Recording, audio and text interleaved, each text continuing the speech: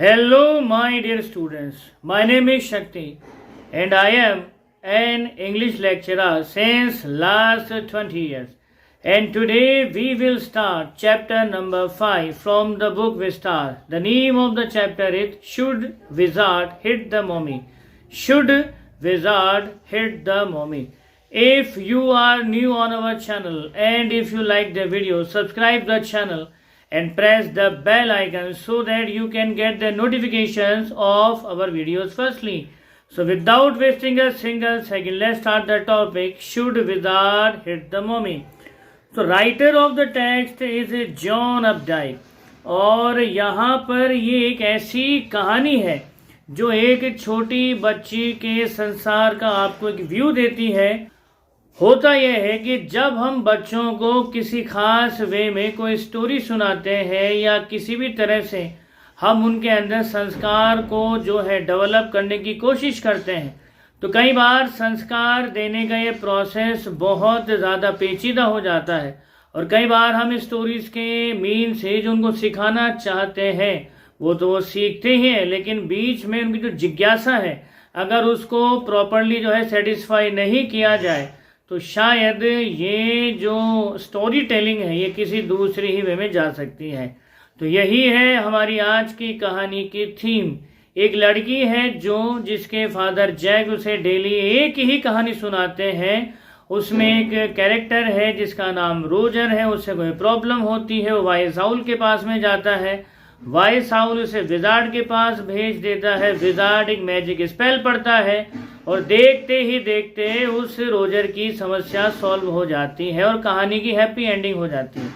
तो ये कहानी की बेस लाइन थी, मेन थीम थी, पंच लाइन थी। जो जैक हमेशा सेम ही कहानी सुनाया करता था, तो कहानी सुनाते समय जैक जो है कैरेक्टर में वेरिएशन कर देता था, बाकी जो स्टोरी का प्लॉट है वो तो सेम ही रहा करता था। जो रोजर है कभी वो चिपमंग हो जाता था, कभी फिश हो जाता था, कभी स्क्विरल हो जाता था, कभी स्कंक हो जाता था। वाइस आउल ही रहता था और विजार्ड ही रहता था। तो इस कहानी में खूब वेरिएशन की, लेकिन दिक्कत ये हुई कि जो उसकी बेटी जो थी उसको हमेशा से पता होता था कि कहानी में क्या होने वाला है। तो बच्चों को जब आप कोई नई चीज़ सिखाते हैं तो उन्हें हमेशा ही सस्पेंस में रखिए, क्योंकि अगर बच्चे आपको अपने हिसाब से चलाना शुरू कर दें तो समझ लीजिए ये खतरे की घंटी है। तो यही इस कहानी का एक मेन मैसेज है। एक्चुअली कहानी रिवील क्या करती है हम ये बाद में रिवील करेंगे, लेकिन उससे पहले टेक्सचुअल पार्ट को रीड आउट कर लेते हैं। तो चैप्टर है should wizard hit mommy, line by line explanation. चलिए शुरू करते हैं आपकी बुक विस्तार से। तो शाम के समय सैटरडेज में, जैसा कि आज है, जैक की जो बेटी डॉटर है जो, उसे हमेशा से ही कहानी सुनने की आदत है। तो जैक जो है कहानी सुना करके बिल्कुल क्रिएटिविटी से खाली हो चुका है। तो हर बार वही सेम स्टोरी होती थी जिसमें कुछ वेरिएशन वो दे दिया करता था। एक स्मॉल क्रीचर था जिसका नाम Roger, fish Roger, squirrel Roger, chipmunk या कुछ और हुआ करता था। उसे हमेशा ही कोई प्रॉब्लम हुआ करती थी वो भाग करके सीधा वाइस ओल्ड आउल के पास में जाता है। आउल उसे सीधा भेजता है पावरफुल विजार्ड के पास में और विजार्ड उसके ऊपर एक मैजिक स्पेल पड़ता है और उसकी प्रॉब्लम सोल्व हो जाती है। इसके बदले में विजार्ड उससे डिमांड करता है एक प्रिसाइज नंबर में पेनीज का। इतनी पेनीज जो है रोजर के पास में होती नहीं है, तो विजार्ड ही उसका सोल्यूशन देता है कि उसको एक्स्ट्रा पेनीज कहाँ से मिलेगी। उसके बाद में जो रोजर है, जो कहानी का हीरो है, वो अपनी पेनीज पे करके हंसी खुशी अपने घर लौटता है, अपने सारे उन जानवर दोस्तों के साथ खेलते हुए। और जब घर आता है तो उसकी माँ उसे बताती है कि उसकी डैडी बॉस्टन से आज आ रहे हैं और वो सफर के टाइम पर साथ में बैठ करके खाना खाते हैं और कहानी का हैप्पी एंडिंग हो जाता है। तो ये जो कहानी सुनाने का स्टाइल था ये काफ़ी ज़्यादा थका देने वाला था, ख़ास तौर से जो के लिए, क्योंकि सेम ही कहानी को जो है रिपीट करता रहता था। अब बात करें जैक की बेटी जो की, तो जब वो छोटी बच्ची थी तब तो वो दिन के समय थोड़ी सी एक नैप ले लिया करती थी, लेकिन अब वो इतनी छोटी बच्ची नहीं है कि वो जो है दिन में नैप ले, और उसको दिन में सुलाने की कोशिश भी अक्सर बेकार ही साबित हुआ करती थी। तो हालांकि जो छोटी है लेकिन इतनी छोटी भी नहीं है। तो सीन ये है कि डबल बेड का पलंग है और डबल बेड के पलंग के ऊपर जो है और जो कवर है, चादर है, बड़ी ऊबड़ खाबड़ वे में जो है बेड के ऊपर रखी हुई है। और हमारी जो है यानी जैकी की जो बेटी है इस डबल बेड के पलंग पर जो है वो सोती है। दिन के समय उसको अलाउ किया जाता है कि वो एक अच्छी सी नींद ले ले, और या जब कभी वो बीमार होती है तो जो है यहाँ पर सोती है। तो सीन ये है कि कमरे की विंडो का पर्दा लगा हुआ है और रोशनी उस पर्दे से छन करके आ रही है। जो है तकिए के अंदर सिर लगा करके सो रही है और पर्दे से छन कर आ रही सनलाइट की वजह से उसका चेहरा काफ़ी चमक रहा है। तो ये देख करके जैक सोचता है कितना अच्छा हो कि मैं एक जादुई मंत्र पढ़ूं और मेरी बेटी भी दिन में ठीक वैसे ही नैप लेना शुरू कर दे जैसी नैप उसका भाई बॉबी लेता है। बॉबी 2 साल का है, वो इन्फेंट है और जो है वो अपनी बोतल के साथ में पहले ही सो गया है। तो जैक सीधा आकर के अपनी बेटी जो से पूछता, अच्छा बेटा आज हम कौन सी कहानी सुनाए, बताओ कौन सी सुनोगे आप। तो इतना सुनते ही जो है वो बोलती है, डैडी आज आप मुझे रोजर की कहानी सुनाइए, रोजर स्कंक की कहानी सुनाइए। तो ये बोलते समय जो ने जो है काफ़ी प्रिटेंड किया कि मानो वो बहुत डीप वे में कुछ सोच रही है। तो जो ने कहा, डैडी आज आप मुझे रोजर स्कंक की कहानी सुनाओ।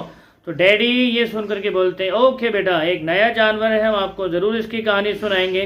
तो स्कंक के बारे में जो ने जो है नर्सरी स्कूल में पढ़ा था, सुना था, और आज हमारी इस कहानी में मोमेंटरीली वो एक फ्रेश हीरो था।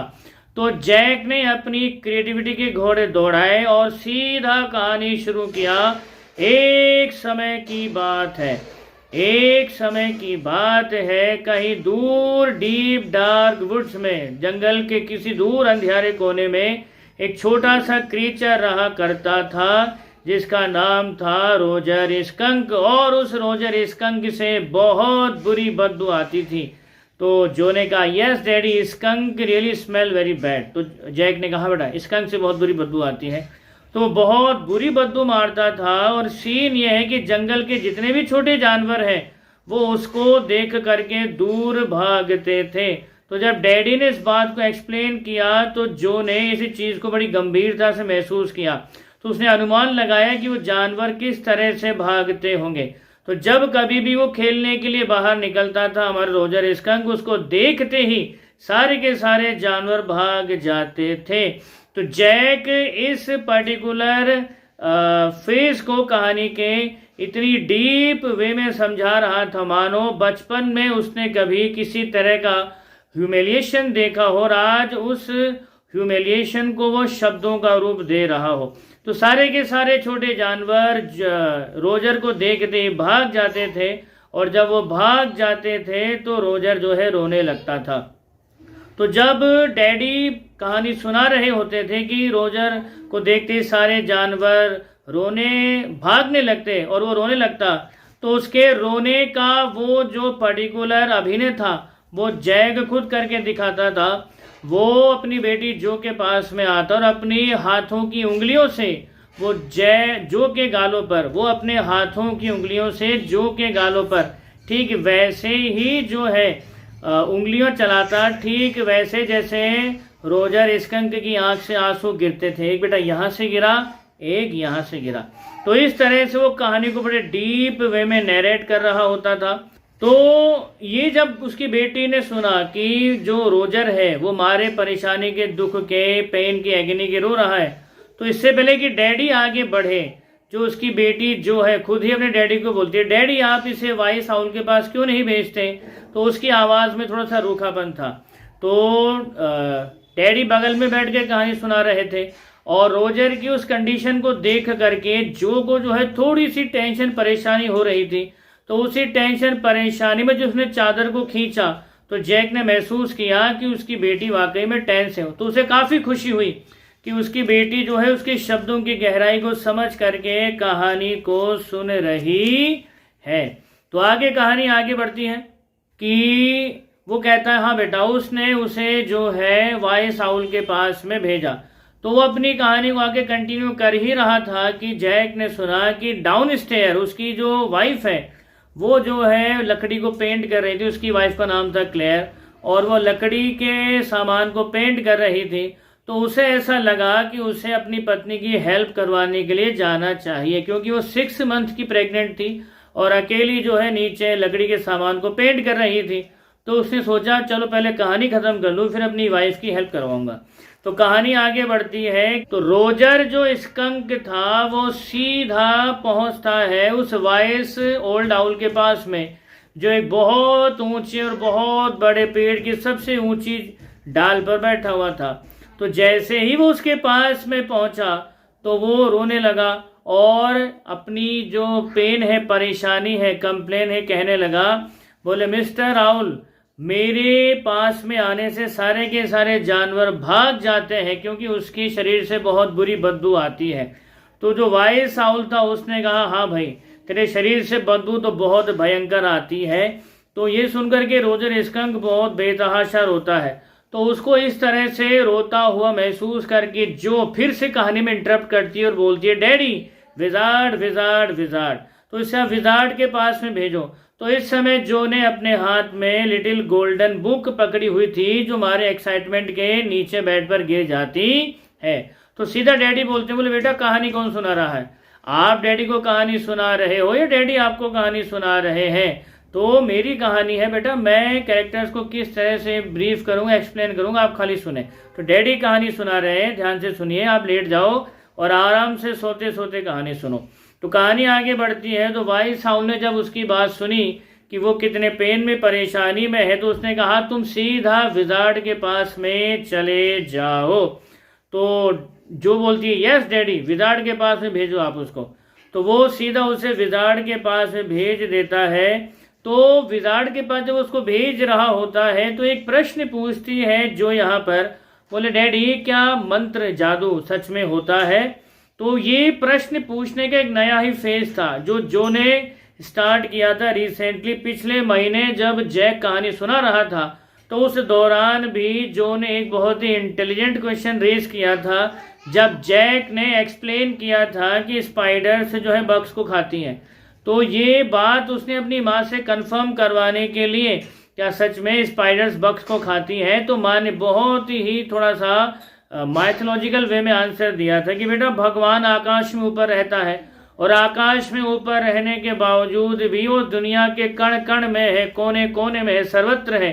तो वो हर एक प्राणी का ध्यान रखता है, हर किसी के खाने का, पीने का, जीवन का सारा व्यवस्था भगवान ने अपने हाथों में ले रखा है। अब स्पाइडर अगर बग को खा रही है तो उसकी व्यवस्था अलग है, चूहा अगर अनाज को खा रहा है तो उसकी व्यवस्था अलग है, ह्यूमंस जो भी खाना खाते हैं उसकी व्यवस्था अलग है। तो इस यूनिवर्स के अंदर, इस धरती के ऊपर जो भी छोटे से छोटा और बड़े से बड़ा क्रीचर है उसके खाने पीने का, जीने का सारा इंतजाम भगवान ने, गॉड ने, उस ईश्वर ने अपने हाथों में लिया हुआ है। वो आकाश में कहीं रहता है लेकिन आकाश में रहते हुए भी सर्वत्र है, सर्वव्यापी है, सृष्टि के कण कण में वो व्याप्त है। तो माँ ने बहुत ही माइथोलॉजिकल डीप वे में इस बात को एक्सप्लेन किया था और ये बात उसके समझ में आ भी गई थी। तो जब थोड़ा सा डाउट था तो ये बात दोबारा से वो आकर के डैडी से पूछती, बोले डैडी आप कहानियों में जो भी कुछ बताते हो क्या वो रियल है? तो जैक इस चीज का उतना डीप आंसर देता नहीं है जितना उसे देना चाहिए। वो सीधा उसका कर्टली आंसर देता है, संक्षिप्त उत्तर देता है, शॉर्ट में आंसर देता है यस, जिसकी वजह से जो की जो जिज्ञासा है, उसकी जो नई चीज जानने की, ज्ञान की जो प्यास है वो वैसी की वैसी रह जाती है, जो कि बहुत खतरनाक होने वाला है आगे जाकर के। तो आज के पार्ट में हम इतना ही लेंगे। इसके सेकंड पार्ट में हम कहानी के इवेंट्स को और डीपली एनालाइज करेंगे। तब तक आप खुश रहिए, मुस्कुराते रहिए। जय हिंद, जय भारत, वंदे मातरम।